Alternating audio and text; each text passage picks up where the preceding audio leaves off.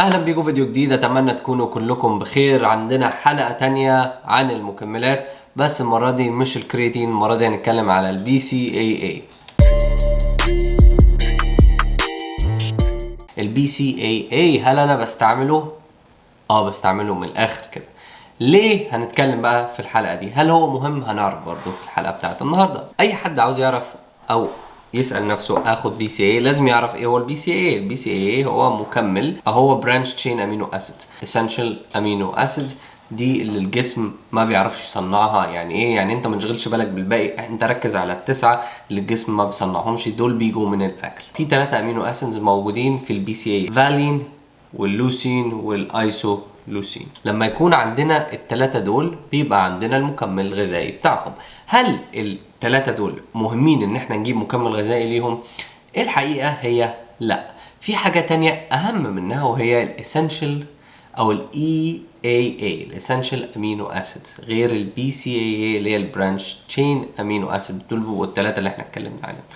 فاحنا المهم لينا ان احنا ناخد الاسينشال اللي الجسم ما بيصنعهمش، او ان احنا صعب جدا ان يتواجدوا معانا، لان في البي سي اي هم 3 بس من التسعه. احنا مش عاوزين بس ال3، احنا عاوزين التسعه دول كلهم. برضو لازم نركز ان هي بتيجي من الاكل، لازم نكون عارفين الكلام ده. فاحنا نعمل ايه عشان نستفيد من الموضوع ده؟ انت واحد عاوز تزيد عضل، لازم نكون عارفين البي سي اي ده بيساعد على البروتين سينثيسيس، بيزود لك العضل، بيساعد في الماسل ريكفري لو عندك فتيج. عندك في ناس يقول لك لا مش هيفرق، ما انت بتاكل وانت جسمك اوريدي بيبقى عنده برانشين امينو اسيد. وفي ناس يقول لك احنا لازم نظبط الكاميرا معلش. وفي ناس تقول لك ان انت مش محتاج تاخده، وناس محتاج، والدراسات تقول والدراسات لا، وبيفيد وما يفيدش. نفكنا من الكلام ده كله ونتكلم عني وعن تجربتي. انا بطبيعتي ما كنتش باخد المكمل ده خالص، بس خلي بالك انت لو بتاخد بروتين باودر بيبقى فيه تقريبا 5.5 جرام بي سي اي. اوكي، دي اول حاجه نخلي بالنا منها. هل انا طبعا في فتره كنت بتمرن فاستد من غير ما اكل، من غير اي حاجه، كنت رايح الجيم يعني على معده فاضيه. في الفترات دي كنت باخد بي سي اي. ليه؟ لاني كنت بحاول اشوف هل هيساعدني في التمرين ولا لا. وانا بصراحه كان بيساعدني بان انا ما كنتش بحس بارهاق، وكنت بعمل ريكفري خلال اليوم اسرع، وكنت تاني يوم حتى اروح التمرين عندي الريكفري كويسه. فاحنا عاوزين نوصل للاخر، انا صدعتونا وانا صدعتكم. هل ناخد المكمل ده ولا ما ناخدوش؟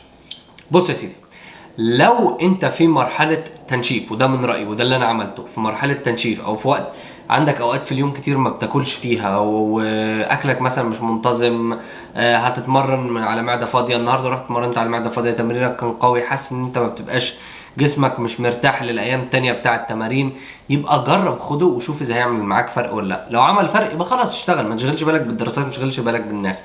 هو ما فيش منه اذى، كده كده ما فيش منه اذى، لان هي حاجه موجوده في الاكل بتاعنا.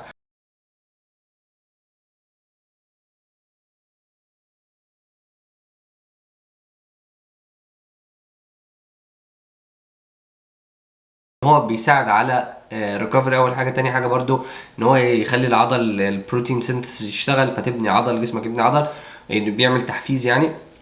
وان هو بيمنع هدم العضل، لان بيبقى على طول الجسم محتاج اللي هي البيلدينج بلوكس، اللي هي البرانشين امينو اسيد.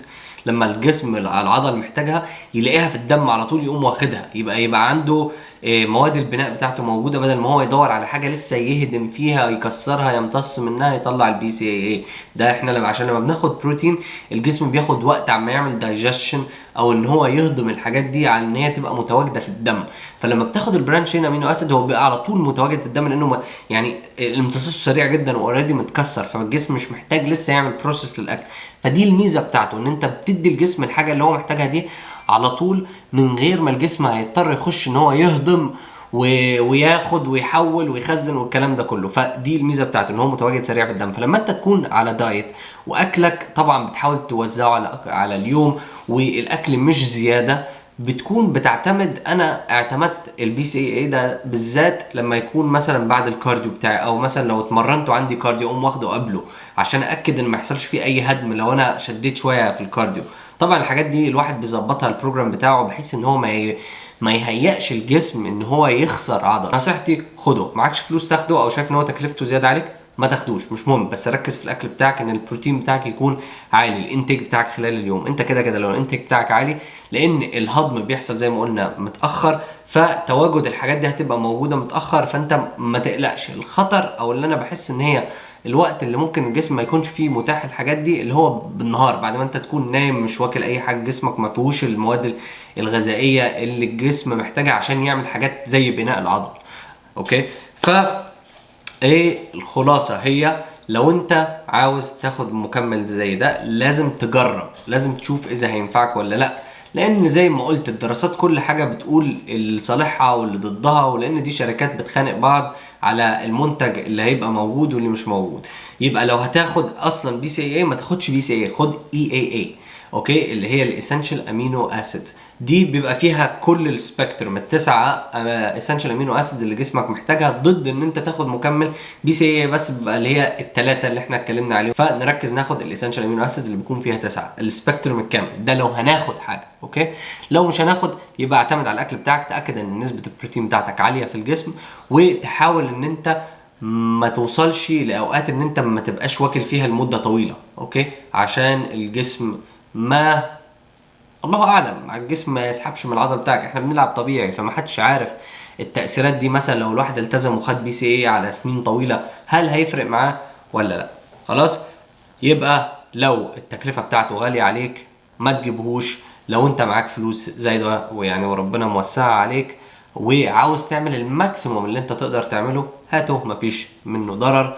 اتمنى تكونوا استفدتوا من الفيديو ده. لو عندكم اي اسئله عنها، انا عارف ان الموضوع هو تحسه عشوائي كده، يعني اخده ولا ما اخدوش، وانت هتسال اي حد حتى بتوع كمال اجسام حتى مش عارف يقول لك، ما حدش عارف، لان الاكل ما حدش عارف هتقيس ازاي الكلام ده، وشركات السبلمنتس كل واحد بيلعب لصالحه. المهم، شكرا ليكم وهشوفكم في فيديو تاني.